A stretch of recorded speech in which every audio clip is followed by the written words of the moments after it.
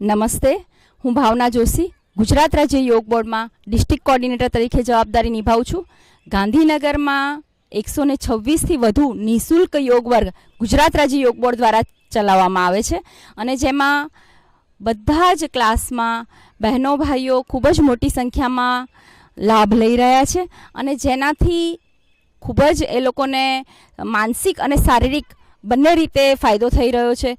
અમે યોગ ક્લાસમાં પ્રાણાયામ, આસનો, સૂર્ય નમસ્કાર, યોગિક જોગિંગ, સૂક્ષ્મ વ્યાયામ અને જ્ઞાન ગમ્મત સાથે મળે એના માટેના ઘણા બધા રમતો અને એવી એક્ટિવિટી કરાવીએ છીએ, ગરબા કરાવીએ છીએ કે જે એ લોકોને એન્જોય મળે, એ લોકોને સ્ટ્રેસ દૂર થાય.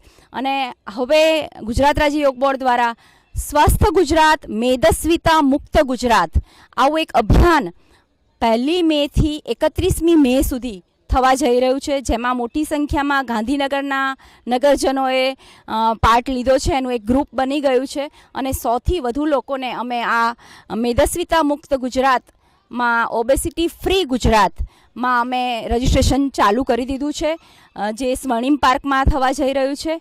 અને લગભગ 7 સમર કેમ્પ ગાંધીનગર ડિસ્ટ્રિક્ટમાં થવા જઈ રહ્યા છે, જેમાં 100 બાળકો ભાગ લેશે દરેક કેમ્પમાં.